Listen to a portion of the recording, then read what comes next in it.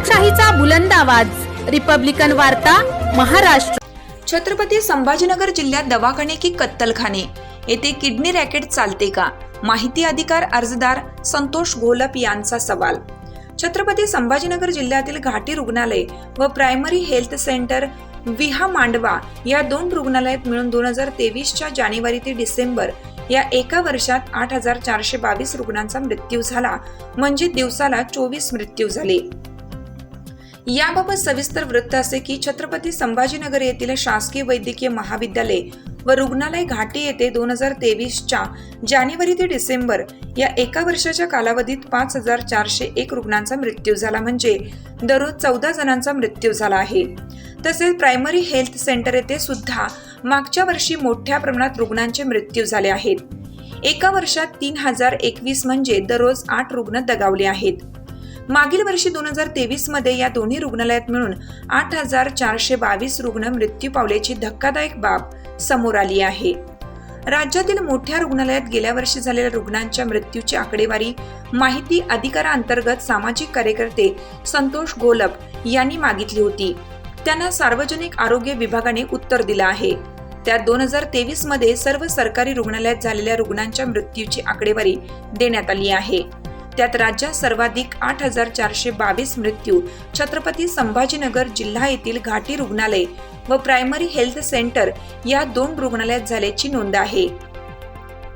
याबाबत माहिती अधिकार अर्जदार संतोष घोलप म्हणाले, छत्रपती संभाजीनगरच्या दोन रुग्णालयात कर्मचारी मनुष्यबळ मुबलक प्रमाणात आहे। तसेच रुग्णालयात सर्व यंत्रणा उपलब्ध आहेत व सर्व सोयी सुविधा असून सुद्धा या ठिकाणी मृत्यू प्रमाण जास्त आहे। त्यामुळे अशी शंका निर्माण होते की येथे कुठेतरी किडनी रॅकेट चालत तर नाही ना, असा प्रश्न उभा राहतो। हा मृत्यू दर इतक्या मोठ्या प्रमाणात वाढत आहे, म्हणून शासनाने या रुग्णालयाची चौकशी केली पाहिजे। एका दिवसात 24 लोक दगावतात, तर या रुग्णालयाने कत्तलखाना उघडला आहे का, असा प्रश्न सुद्धा संतोष घोलप यांनी उपस्थित केला आहे। तसेच रिपब्लिकन वार्ता महाराष्ट्र न्यूजचे जिल्हा प्रतिनिधी अकबर शहा यांच्याशी फोनवरून माहिती अधिकार कार्यकर्ते संतोष घोलप यांच्याशी केलेल्या संभाषण पाहूया सविस्तरपणे। हॅलो, घोलप सर आहे का? हां बोला ना। नमस्कार सर, नमस्कार।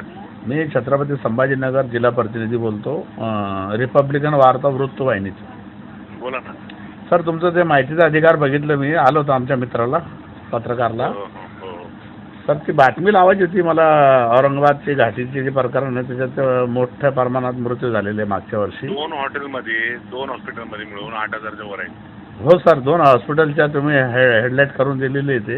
हो हो, त्याच्यामध्ये माझी अशी मागणी आहे की त्या हॉस्पिटल रुग्णालयामध्ये मनुष्यबळ कमी आहे का? काही यंत्रणा नाही आहे का? स्कॅनिंग मशीन असतात, बरोबर, काही इन्स्ट्रुमेंट असतात, एमओएच किती आहेत, किती कामावर आहेत, ड्युटीवर आहेत, किती खासगी आपले डिस्पेन्सरी चालवतात, बरोबर। आणि जर तुमच्याकडे ह्या सगळ्या गोष्टी नसेल तर किंवा ह्याच्यामध्ये कुठला किडनी रॅकेट चालतो का? बरं, कारण की हे दोन जे संभाजीनगर आणि ससून रुग्णालय हे दोनच थोडे भयंकर मृत्यू झालेले आहेत लोकांच्या। हो सर, हो सर, आणि हे अतिशय गंभीर बाब आहे। हो सर। आणि याच्यामध्ये तुमच्या जे स्थानिक लोकप्रतिनिधी असतील किंवा स्थानिक विरोधी पक्ष नेता असतील, तुम्ही त्यांना पण जाऊन भेटा, त्यांचं पण जबाब नोंदा सगळे। कारण की हे आपण छापणार एक दिवसात कोण विसरून जाणार सगळे। हो सर, बरोबर। मी तुम्हाला सगळं डिटेल पाठवलंय, फोटो पण आहे माझा, सगळं काही दिलेलं आहे। हो सर। आणि व्यवस्थित छापा, त्याच्यामध्ये लिहा। माझं म्हणणं असं आहे की याच्यामध्ये शासनाने याच्यावर एक SIT नेमणूक या रुग्णालयावर याची चौकशी केली पाहिजे ना, की हे लोक कसे काय एवढे दगावले। नमस्कार, माझं नाव संतोष घोलप आहे। मी माहिती अधिकार कार्यकर्ता असून मी महाराष्ट्र शासन सार्वजनिक आरोग्य विभागाला एक माहितीचा अधिकार विचारला होता। त्या माहितीच्या अधिकारामध्ये मी हे विचारलं होतं की संपूर्ण महाराष्ट्रामध्ये जेवढे गव्हर्नमेंट हॉस्पिटल आहेत त्याच्यामध्ये उपचारादरम्यान किती लोकांचा मृत्यू झालेला आहे। तर ससून रुग्णालय आणि JB कॉलेज ह्याच्यामध्ये अतिशय दुःखदायक असं हे मला कळून आलेलं आहे। एकूण उपचारादरम्यान किंवा मी उपचारादरम्यान विचारलं होतं, पण त्यांनी मला एकूण मृत्यूचा आकडा दिला आहे 8,875 लोकांचा मृत्यू झालेला एका वर्षामध्ये।